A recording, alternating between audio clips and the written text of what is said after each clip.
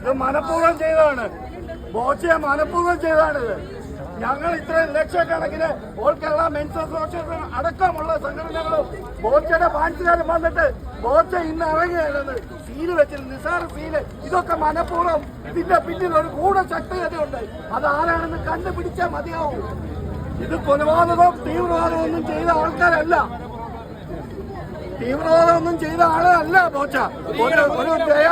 ഒരു ദയാർത്ഥ പ്രയോഗത്തിന്റെ പേരില് മനഃപൂർവ്വം ബോച്ചയെ മനഃപൂർവ്വം ചെയ്താണ്. ഇത് ഞങ്ങൾ ആരാധന സമ്മതിക്കില്ല. ഇത് നിങ്ങളെ പോലീസുകാരും സർക്കാരും കൂടെ കളിക്കുന്ന കളിയാണിത്. ബോച്ചയ്ക്ക് നാളെ ഉണ്ട്. നാളെ ഒരു ദിവസം ഉണ്ടെങ്കിൽ ഇതിന്റെ ഇരട്ടി ആള് ഇവിടെ ക്രൗഡ് ഇവിടെ ഞങ്ങൾ കൂട്ടും. ഞങ്ങൾ കണ്ടോ?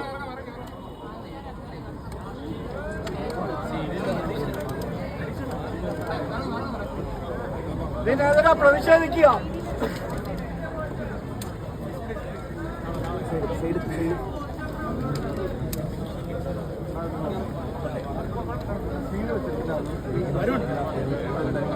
റോഷൻ വരുൺ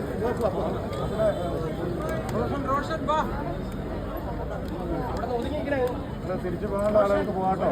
തിരിച്ചു പോകാനുള്ള ആളുകൾക്ക് പോകാം.